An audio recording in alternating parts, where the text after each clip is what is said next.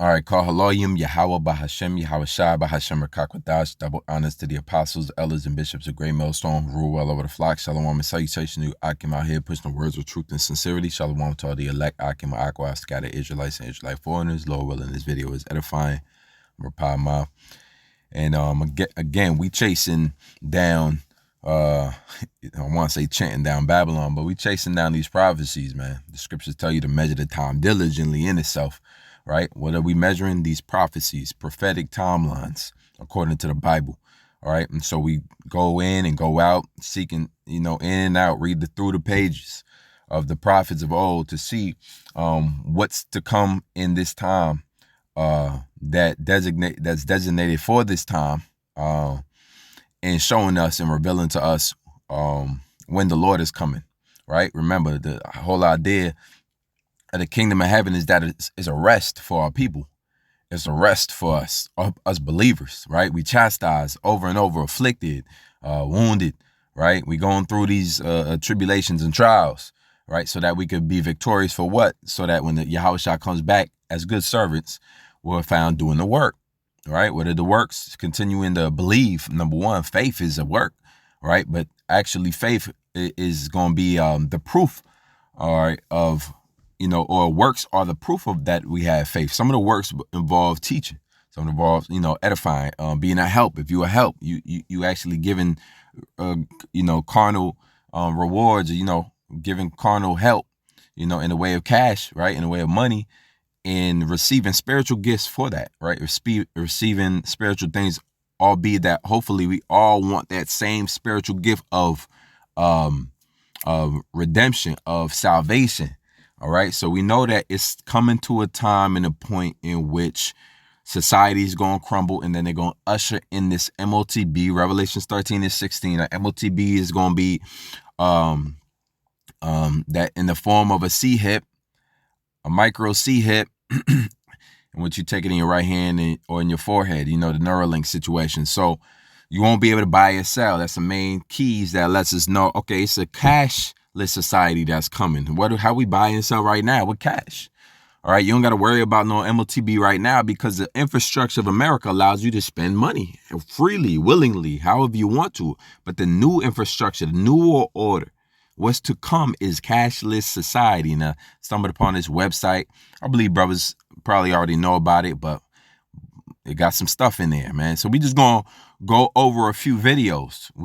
I probably have only the amount of time for 5 of them. And then I'm speak really quickly on how this is gonna make you a slave. All right. The MOTB is basically designed to incorporate slavery in the form of buying and selling.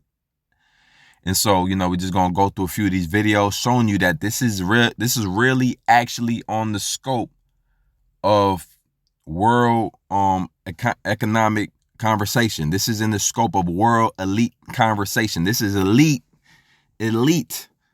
conversation. This is the things that's above your boss, your CEO's pay grade. It's above, maybe your CEO knows about it, but it's above your Christian church's pay grade. They're not up on this. It's above your the dean of your college's pay grade. It's above your doctors and your lawyers' pay grade. This is elite level conversation where this is the beginning of. And so let's go through a few videos on Abaradazar. It fulfills the point. This video is called Cashless Society. Let me see if I start at the top. Yep. Cashless society means end of privacy and beginning of social credit systems. Let's hear a little bit from there. December 17th, all new stuff. Like it or not, the world is going digital. Almost everything you use, everything you consume, and everything you collect will be digitized sooner or later. And that has huge implications for all of us. Around 95% of payments are made electronically. We are absolutely dependent on the internet and digital transactions for that. But there is also a move towards a cashless or a digital society, and that's what should worry you the most. There are various rationales put forward why the move to a cashless society is a good idea. And believe me, it is a good idea for almost all of those who are talking it up.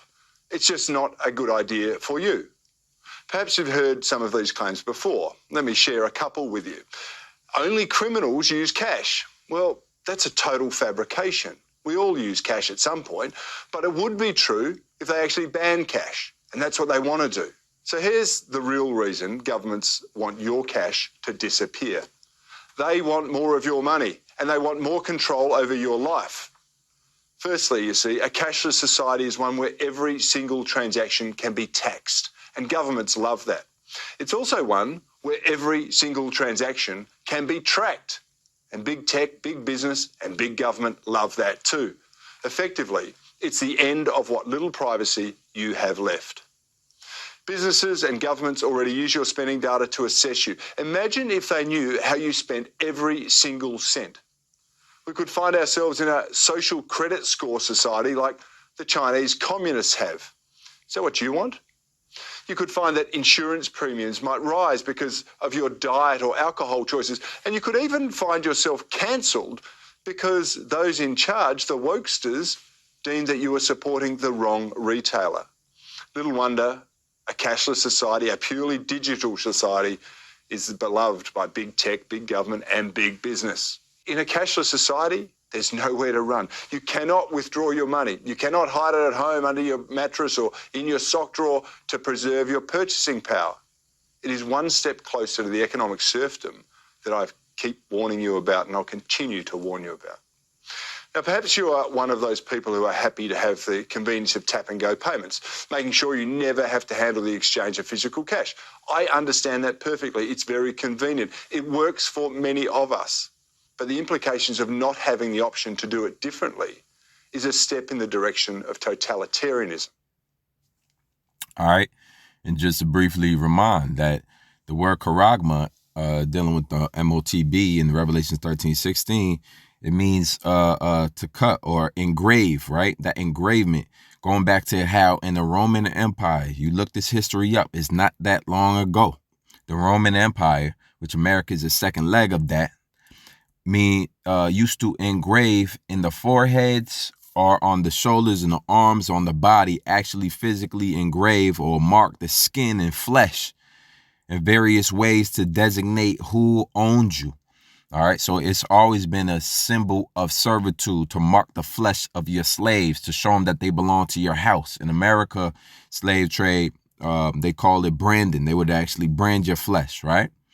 And so this technology, this idea of branding your slaves goes back to the ancient Romans, even prior to that. Ancient Greece, I'm sure you can find remnants prior to that, right?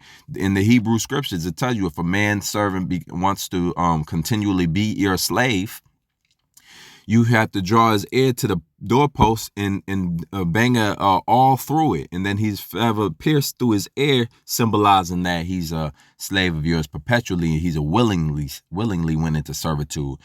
These are marks on the flesh. So this idea of marks, dealing with the new form of, being integrated with technology now, this mark, this charagma, is going to be what's called an RFID technology, which means it implies it has ID, it has identification, it has a C-hip inside it. We call it the C-hip for a reason, because you can scan it. It's scannable technology. It picks up on radar. It picks up on tracking devices. All right, it's recognizable. It has frequencies. It draws, and then as soon as you scan it, just like a UPC code on the back of your food items, that's barcode system, you scan it and it pops up information that's already in the database about you. So it gives you all your information of who you are. It gives you who you were serving to. It tells you when you first got your mark. It'll tell them what you spent your money on. And it'll deny you certain percentages. And this is what people are finding out. And it's heavy right now going on in Australia. As you can see, there's a lot of people talking about resisting it. This system coming up. So let's hear what this guy has to say. United Australia Party. Let's see if it has his name. Ralph Babet. He might be an actual Japhite. Governments around the world have been relentless in their push for digital currency and digital ID. Now, I have continually warned here in this place that this is a recipe for disaster. What happens when your data is hacked? What happens when the government blocks your access to money or services as punishment for stepping out of line, like Nigel Farage? There's an example. What happens when you exceed your carbon limits and you discover that your ability to buy and sell is suddenly cut off? People who value freedom, and I hope that's most of us here, we will resist the push to digitize our lives, our identity, and our money. We must resist. While we still have cash, that form of currency that can be accessed without being under the prying, all-seeing eye of the state, we still remain free people. This freedom must not be taken, and it must not be surrendered by the people. We must hold on to cash. And even when you look at Revelations 13 and 16, it says, and he causeth all. All right, so it has to be mandated. You see, they're dealing with it at a senatorial, political level right now. All right, because it's decided it's going to be mandated, so it has to go through the proper ranking system. Now we know that the elites, going back to the Aaron Russo interview with Alex Jones, maybe 2008 interview, in which he's dead now, Aaron Russo, he spoke about meeting Rockefeller and how Rockefeller introduced him to this idea how eventually they'll have full control over the population of the world by way of this MOTB device that they're going to implant. And you won't be able to buy or sell unless they give you the rights to do that through this new cashless society. So we understand it's all about making the world in servitude to this beast. He shall cause all them to worship the beast. This is the way in which you're going to worship the beast. We know the beast is NATO, EU, America, and the system that's trying to govern this and push in this new NWO situation, right? Including all the powers along with WF. However they orchestrate it. You see different, systematically different approaches to making people, to winding them down, to making them more subservient. There's a saying again that you won't have to force people to do what Big Brother wants them to do. Eventually, they're going to want it. They're going to ask for it. So problem, solution, right, is a three-way method in which they bring it in. They cause the problem, then they cause, I forget, the chaos, I guess, and a solution. It also order ab chaos. These are things that the elites use, right? At pressure from above, pressure from below, to begin to orchestrate like a symphony, make people move socially in the direction they want them to go. There's also a term, social engineering. They're gonna make you desire, all right, to the answer, which will be this CBD implantable, which will be the MOTB device, right? And so, as you can see, right now, the leadership is, certain people who aren't paid off, who kind of see the impending threat to, let's say, freedom, because that's exactly what it's going to be. It's going to be a threat to your freedom, your so-called freedom today as you see it. We're not completely free. You know what that would look like, having actuals, you being in the kingdom. You being in rulership is freedom, because you're either going to be a slave or you're either going to be ruled. The scriptures say free or bond, right? All free or bond shall be mandated to take this thing. But your freedom is going to be even more hacked at. That's what the New World Order is all about. That's what this beast system is all about. Cutting it down so that all your freedoms is not governed by this empire state. All right, so let's continue and see what Joe Rogan got to say. All right, this lady here, Tulsi Gabbard, she running for Republican seat in America. USA. So let's hear this. I'm concerned about the lack of understanding that people have about the implementation of things like a digital currency that is centralized, that's controlled by the government. Right. That scares the shit out of me. Absolutely. Because that's what and Maxine Waters, who has been promoting this, said that we need this to compete with China, which is so crazy. Yeah. It's like saying we need communism to compete with communism. Yeah, exactly. Because that's what it is. Yeah. If you want to compete with communists, you have to be a communist Like what?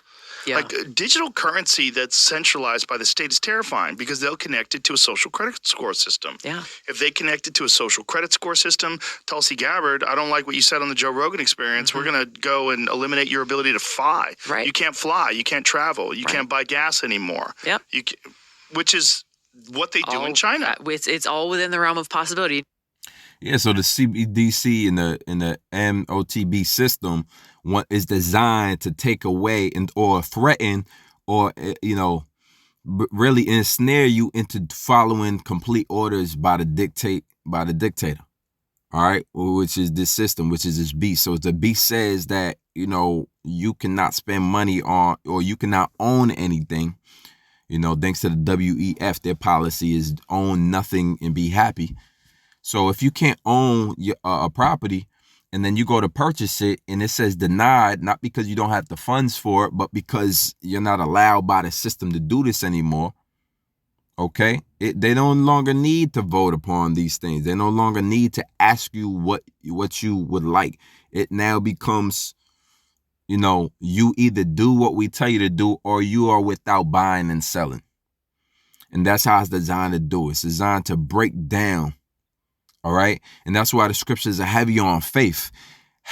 The scriptures tell you in Revelation 3:10 that, lest the Lord keep us from the hour of temptation. We need him to keep us from the hour of temptation. Why? Because we'll be tempted, all right, to go along with the flow, go along with, the rest of the sheeple, go along with it just at the idea that maybe you'll survive if you do. There's an old saying, do as the Romans do. When in Rome, do as the Romans do. If you can't beat them, join them. That's the one I was looking for. So a lot of people is going to just go ahead and cripple down to that. And so you got a lot of people now, Americans is no different than most of these other. They're just a population of people they really just move off of how they see everybody else doing. That's how the masses really do. And Esau, a long time ago, being a subtle beast of the field, most subtle beast of the field since Genesis, understood that minds of people can be manipulated. He used Eve to get to Adam. He didn't even have to go straight to Adam. A lot of men, you're going to go ahead and take the MOTB in that day because Eve told you to do it or she's leaving. That's why, loneliness and, any threat to your faith needs to be, what's the word, done away with or pushed down, or there's a word for it. Needs to be euthanized, and so to speak, where you just kind of destroy it because it's a threat to your safety of being saved out of this time to come. And so, of course, man, this system is all over the place and it's coming. You have regular Edomites, right, who don't, their main concern isn't the freedom of humanity, but they see how their lifestyles now threatened because of this new system. And they can't help but to speak on it now. When an Edomite telling the truth, we close to the end, man. Let's continue. The entire financial system that we have today is not appropriate to support what the World Economic Forum says is going to be after the Great Reset. The new economic system that's envisioned has to have a new financial system, and it has to be digitized. That's why the central banks of the world today are all coordinating to create a system, a network of digital currency. The digitalization of money requires a digital ID for all the people that would use that financial system. Digital identity means that you can be identified in such a way to attach all of your history, your activity, and your future to one single point that represents you. Digital identity means total loss of privacy, total revealing of every conceivable activity that you could be involved with, all tied to one identity so that wherever you move in the world, you can be known, and that additional transaction history of your travels will be recorded. A lot of people talk about how great Bitcoin is, for instance, but in the case of Bitcoin, you have a blockchain technology that underpins Bitcoin and puts all of the transactions into what they call a blockchain, where there is no transparency either. It just happens to be distributed, but where there's no one central place it's stored, but you can still look into anybody's blockchain and see exactly who did what, when, where, how. The central bank are intending to create a digital currency that will use blockchain to collect with all of the pieces of information in it, but it will be flashed back to a central computer at the central bank, and it will be stored under your digital identity. That will be able to be analyzed using artificial intelligence software where they can predict your behavior, and if they don't like the behavior that's predicted, they can modify your behavior. This is the essence of scientific dictatorship in the end. Whoever controls the data controls the object of the data. In other words, where it was collected from. Wherever you might go, wherever you might show up, whatever you did on social media, tags where you are or who you're with or whatever. All of that information can be transmitted back to be attached to, in blockchain form, attached to your digital identity. Which is crazy, man. That one right there is crazy because it basically predicts like Minority Report. If you haven't seen the movie, go see it, man. Now's the time, man. Go see it, bro. Especially because you could just type in, certain websites, in which you will get the movie, be able to watch it for free. All right. You can find this now. You know what I'm saying? I'm not telling you what to do. I'm just saying what capabilities are out there. But the movie Manchurian Candidate is another one. But Minority Report speaks about, how they have enough data and AI, and they use computers to find out where a thought crime is going to take place. And then once a thought crime takes place, they use these type of half human, these type of humans that are used just basically they stay there in this machine, and they're attached to this machine, and they just use these humans to find where the next crime is going to be committed before it happens. Yeah, that's you could see that on the trailer. It's not a spoiler, but once they find out that a crime, these computers or these people tell them where the crime is going to happen, and then they go and process this person just off of the fact that the software told us that you were going to commit a crime. This is the technology. This is basically how blockchain and all of this is going to work, and how they're going to sell it. They're going to sell it as, well, as you saw earlier, only criminals use cash. What do you mean you're using cash? You still use cash? Are you trying to hide something? We're all digital now. What do you know? And you start to see it pop up everywhere. We only take cash here, or scan this to get inside. A woman just reported that, made the video, a Jake woman, she was at an airport and she had to scan her phone just to get inside.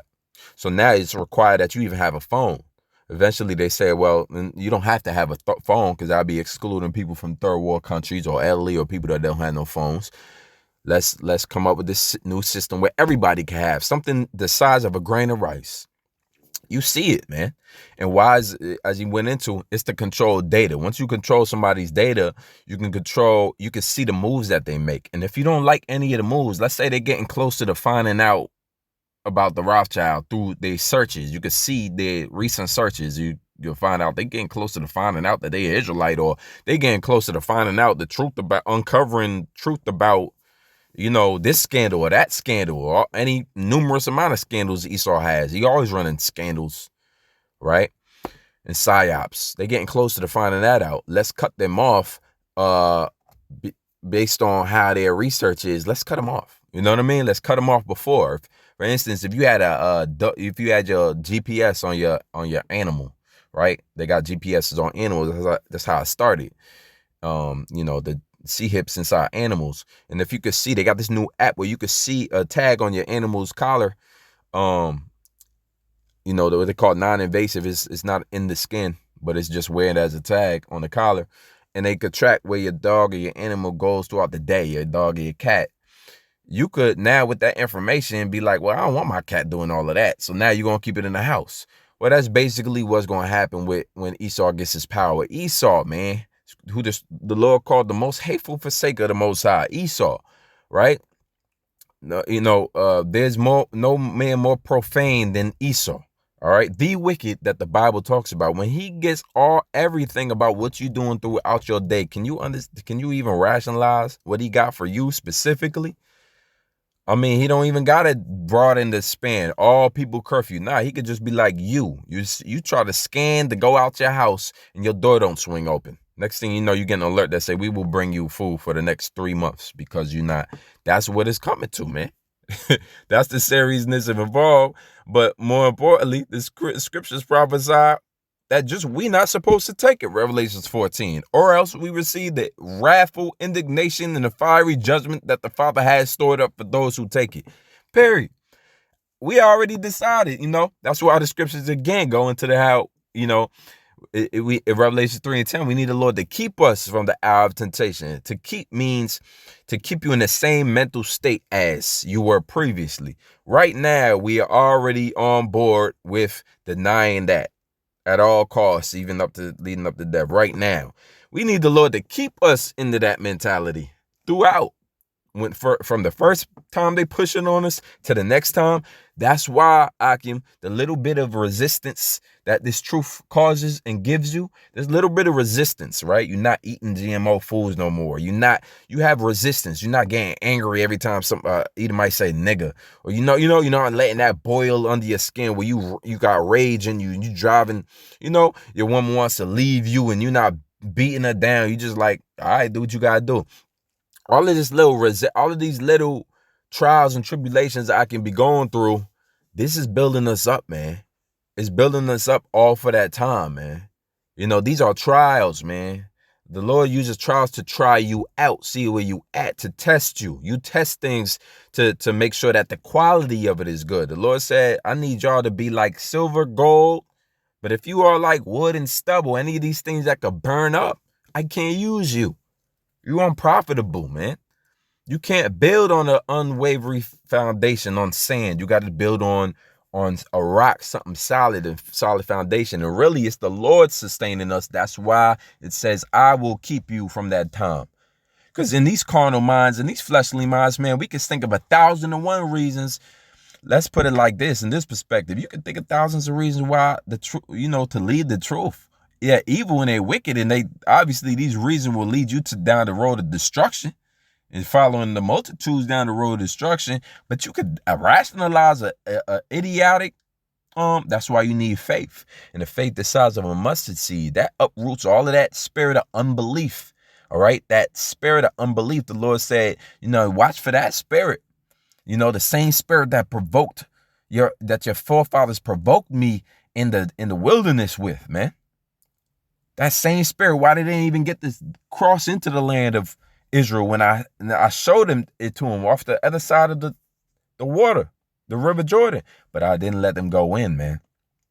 So you can see now, man, we got to get built up right now. The scriptures talk about being built and rooted. When the storm comes, it's too late to build. All right. Now, really quickly, what I'm going to get into, I guess that's it for the videos. I've been quoting the scriptures the whole time, but now I got some on the screen for you. And let's start with Psalms 101 and 6. Now, these are, of course, the idea is that we're going to be slaves. If you're going to be, this is the new slave system, right? Beast system, aka slave system. All right. MOTB is the form of across all broad spectrums of biblical theologies. They understand that taking the MOTB makes you the slave of the beast. A mark is a systematic, from the beginning of time, a systematic approach to how you identify slaves. It's an identifier of a slave. And so that mark is going, what they don't agree on with that we know is that the MOTB, the actual implementation is a C-hip, the size of a grain of rice. But what usually they'll say is, it's an embargo, it's accepting Christianity, or it's speaking English, or, they got all type of philosophies out there, man. Your head will hurt if you try to quote them all.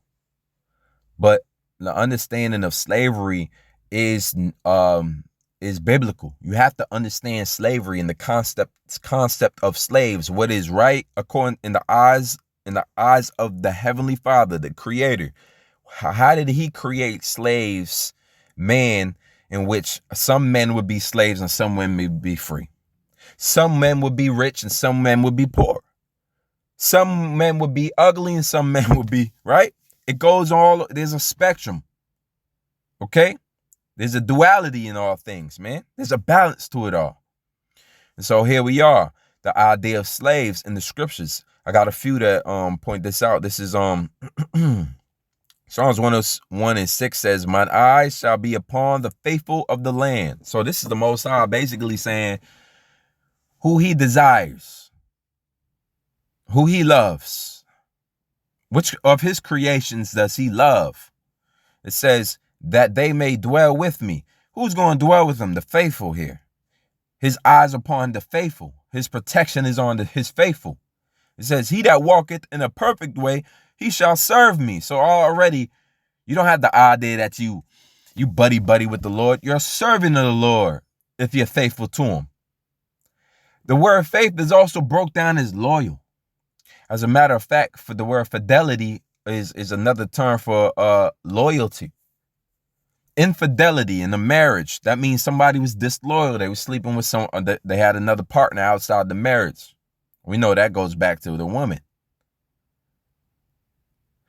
And so here it is now, he that walketh in a perfect way, he shall serve me. We're servants now.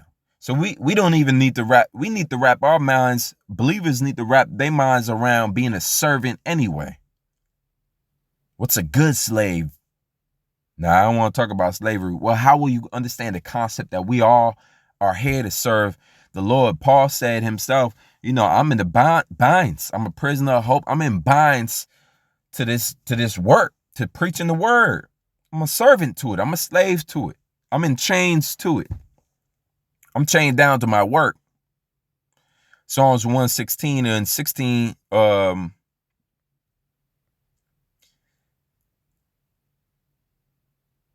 it says, O Lord, truly I am thy servant. I am thy servant. And just in case you want to play that, well, no, it says servant there. Now we got to go into the interlinear, because we can always see where the absent-minded or simple-minded person would go. What's the number one word for a servant? It's a slave, aka a manservant. C, servants, worshipers of Yahweh. You're a servant. You're a servant. Servant, E, servants of Israel. You're servants. You're slaves, slaves of the Father. Slaves. You are a slave. We are slaves. It's a good thing. Because now, as a good slave to the Lord, don't let slavery, American slave trade, ruin your perspective of having a perfect understanding of what a good slave is to the Lord and the benefits of it, man.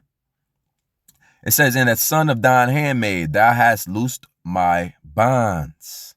The Lord freed us from what? From who we were slave to before. Scripture said we were slaves to sin. You were slaves to your own indulgence or your own desires, right? You were trapped in them desires. Our American dream trapped the hell. Look around you, man. Once you've been free from it, you can see. You talk to these jakes. They still slaves. They still slaves to something else. They haven't been freed from that initial slavery, that mental slavery, man. I'm black. I'm Haitian. I'm Jamaican. I'm African American. You a slave to the more malicious state that Esau bred you to be, man. He butt breaks you into that. And the Lord requires that you become free from that. His elect will. 1 Peter 2:16, as free, and not using your liberty as a cloak of maliciousness, but as servants of Yahweh. Guess what? You're free and still a slave. Now wrap your mind around that. As free, not using your liberty for a cloak of maliciousness, meaning not being some type of vengeful idiot, not using this opportunity to serve the Lord to say, I ain't got to do a damn thing. I could do whatever I want to do. The Lord got my back. Now that's malicious as hell. In the NLT it says, for you are free, yet you are Yahweh's slaves. So do not use your freedom as an excuse to do evil. And you got people out here that do that, man. They'll say the name of the Lord and then light up a black. Nah, man, nah. You know, Lord, you know, look, man. Well, look, be not righteous over much. You know what I'm saying?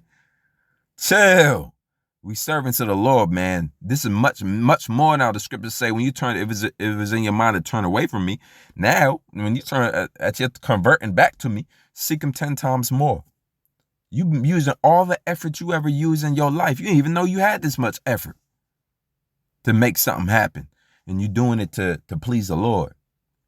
Revelation 7:3 says, saying, hurt not the earth. This is future prophecy. This is the angels. As a matter of fact, consistent with what's going on right now, the angels are holding back the winds of destruction. That's what Revelation 7 goes into. Right? Right? The 4 angels to whom it was given to hurt the earth and the sea. It was given unto the angels to hurt, right? They can allow this to go down, right? Based upon their fathers, the Father Yahweh's say so. It's in the once he gives that decree, the angels are gonna let go, let the winds go. The winds of destructions, they gonna let them go. Meaning they're gonna go straight to the minds of these elites, push the button. Yeah, they're gonna work on the mind. See, the elites ain't the only people that can work on the minds of the world powers. See, the elites got bunkers for a reason.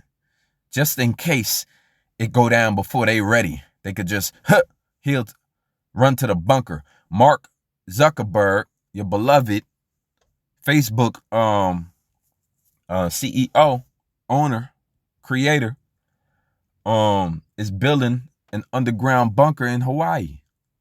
Right along with a lot of the other top celebrities have bunkers at, man.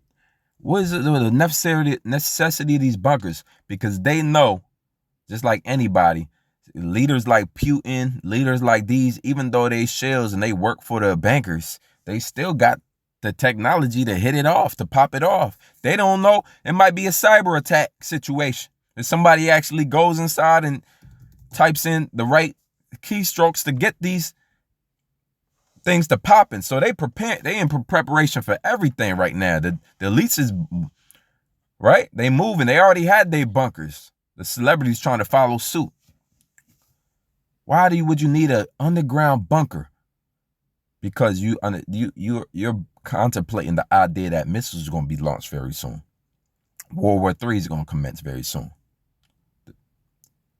It goes on to say, saying, hurt not the earth, neither the sea, nor the trees, till we have sealed the servants of our power in their foreheads. The servants, there goes that word servants, so you can't get sealed. You can't be a part of the elect if you're not a servant. If you're not a slave of Yahweh, Ba'ashem Yahushua, you can't be a part of the elect.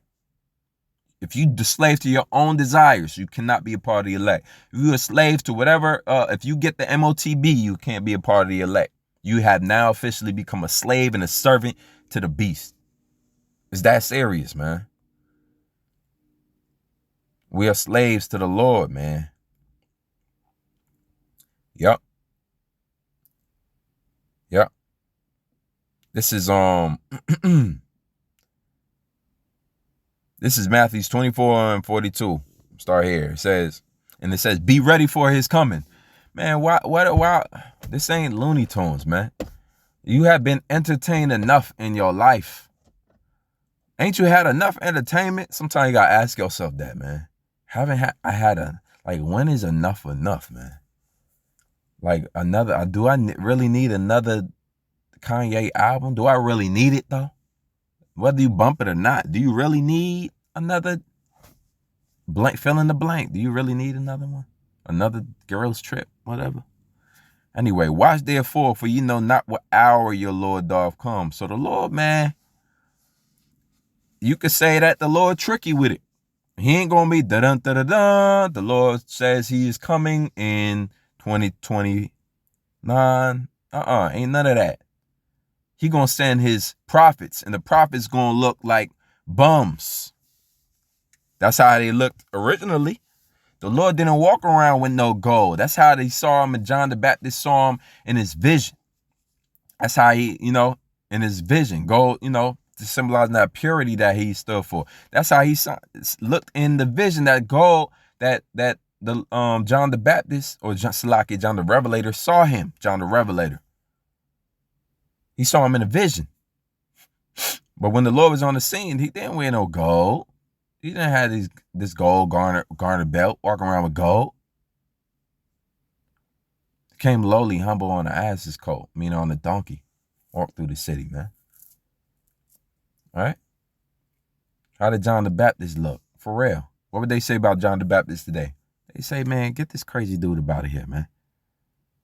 Remember, it was the Pharisees and the Sadducees and the wicked scribes and Pharisees and Sadducees that put in the high court, Caiaphas and them, the sellouts of Israel, the higher ups of the sellouts of Israel at the time of the Roman Empire, that misled people into believing that it's about how a man looks. And guess what? People to this day, they go off of how you look. There's a quote, there's a saying, there's a Stoic saying that go, you are at the beginning of a feast or a party, let's say, modernize it, at the beginning of the party or a dinner, a man is known by what he wears. By the end of the dinner, he's known by his wits. See, at the beginning, off the rip, I see you. That's all I'll judge you by what I see. By the end of it, I'll judge you by how you think. We all do it. We all do it. But some men actually placated more to the how you look. How you look. It's always about how you look. Some camps, it's all about how they look. It's the image. Right? Even Vocab said it. IUIC is the kings of like propaganda or whatever he was saying. Social relations. Some type of PR firm type of camp. Because it's all about the image. But at the end of the party, meaning at the end of it all said and done, you remember by what you know. You remember by the wisdom that you have. And so what's more important? The scripture said the end of a thing is better than the beginning thereof, man. I'm going to go on. Watch therefore, for you know not what hour the Lord thou come. Be watchful. Meaning stay tuned, stay locked in. It says, but know this. That if the good man of the house had known and what watch the thief would come, he would have watched and would not have suffered his house to be broken up. Therefore, be also ready, for in such an hour you think not, the Son of Man cometh. Who then is a faithful and wise servant? Okay, since we understand now we slaves to Yahweh, the Father, you can now deny certain things that the Father told you not to do. You can be amongst Esau. Guess what? You're still an American citizen, technically a slave. You still got to render under Caesar. What is Caesar's? Remember, these are Yahushua's words. He understood that at that time we were all servants to Caesar. But he worked for the Father clandestinely. He was like he was like what they call in society or the world a dual citizenship maybe, or like he was like a double agent. Right? You out here, to the naked eye, you just an American, but you really work for Yahweh Shem Yahushua. You see how that work? So it said, who then is a faithful and wise servant, whom his Lord hath made ruler over his household to give them meat in due season? Who's going to be the one that's rewarded over the household? See, eventually the servants get lifted up. Eventually the slaves, they seek freedom. They seek like rewards for their actions. Slaves just don't work off of nothingness, right? It ain't out of it's like the saying, the goodness of your heart. You just trying to redeem and bring people back to the Lord. You want that salvation, and you want a throne, which the Lord is capable and able to do, and He promised. And you want the crown. You want everything that the Lord promised you, man. Rightfully so. As do I. As do the Akim. As do the Flocki. The brothers, as do the sisters. They want purity again, man. Talking about a Christian BBL, man. It says, blessed is that servant, slave, whom his Lord, when he cometh, shall find so doing. Doing what? The righteous works and acts of the Lord, of a believer. Verily I say unto you that he shall make him ruler over all his goods, the kingdom of heaven, rulership. And if that evil servant shall say in his heart, my Lord delayeth his coming, meaning he ain't coming back soon, I might as well do what I gotta do, and shall begin to smite his fellow servants and to eat and drink with the drunken, meaning, he going back to the world, basically. The Lord of that servant shall come in the day when he looketh not for him, and in an hour that he is not aware of. And don't be fooled, bro. You could be in the world and be in a camp at the same time. Don't be fooled. What I mean is to say, you got some that it only a matter of time before they fall out. You feel what I'm saying? Your practices and your mind frame is already in the world. You just happen to be a part of a camp. You know, the Lord got you holding on for dear life. There's still a possibility that you could just put off. You can go either way. You got 1 foot in, 1 foot out, so to speak. You lukewarm. That's the idea. See, the Lord said, be hot or cold. If you lukewarm, I'm going to spew you out of my mouth. You got lukewarm brothers. That's kind of a phase that, pretty much Akim try to, like hell, we try to avoid like the plague, that lukewarm spirit. It says, the Lord of that servant shall come in a day when he looketh not for him, and in an hour that he is not aware of. That's the whole thing. Catch them unawares. We are not unaware, all right? We are not ignorant as others are concerning these matters, that the Lord so doth come as a thief in the night, unexpectedly, all of a sudden, without warning. You want your warning? You got it now. See, what happens is that as time goes on, you forget, right? Your memory loss, right? And then you start to say, oh, damn, they did warn us, right? That's why the scripture said in Ezekiel 33, then shall they know that a prophet was sent amongst them. And then when these things come to pass, then they shall know. Meaning their mind is going to go revert right back to seeing us on the corner. Imagine that. Imagine being in that terrible, perplexed state of mind. At one point, man, yeah. Oh, it's going to hit him like a ton of bricks. He said, and shall cut him asunder and appoint him his portion with the hypocrites. There shall be weeping and gnashing of teeth, man. I brought this out of this video as edifying. Till next time, Shalom.